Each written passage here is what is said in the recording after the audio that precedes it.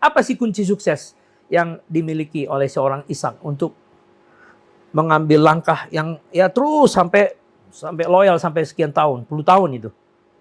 Hampir 25 tahun ya. Nomor satu kalau bicara bukan Ya. non kerjaan, Ya. di personal ya. Ya, personal ya. Ya kan saya selalu bersyukur ya apa yang saya punya. Oh. Jadi saya nggak pernah, hampir jarang saya komplain. Ya. Jadi ya. kalau misalnya if you Ya. were my boss gitu ya, atau saya kerja di misalnya PT Panangian gitu ya, saya pasti akan try my best dan saya akan bersyukur saya bisa dipercaya oleh Pak Panangian gitu loh. Sama, saya dalam segala hal saya selalu bersyukur. Ya. Jadi saya nggak pernah sama sekali saya nggak pernah komplain sama keadaan. Ya, saya selalu bersyukur. I just do my job, I love my job. Itu nomor satu. Ya. Jadi kerja di mana aja sama. Ya. Yang penting saya cinta sama kerjaan saya kerjain dengan benar.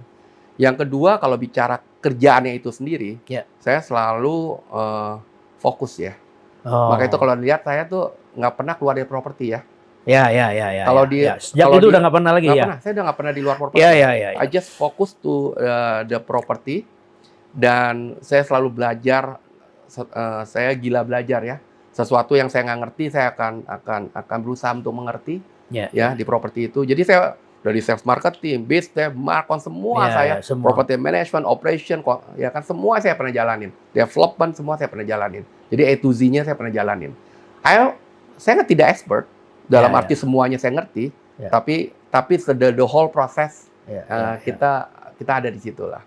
Jadi fokus lah nomor satu. Ya kedua, saya selalu bilang balik lagi, saya senang sama kerjaan saya. Ya, enjoy ya. I love my job. You love my job. You love your job ya. Terus? Ya itu yang kedua, yang ketiga ya do my best. Oh ya. Ya kan do my best. Saya kerja bukan untuk ngejar uang. Kita tahu kita butuh uang untuk for living ya. Tapi nomor satu apa yang saya kerjain karena saya suka kerjaan itu. Dan saya yakin ketika kita suka pasti kita perform. Ketika kita perform pasti yang lain ngikut. Dan itu beneran. Yang lain ngikut.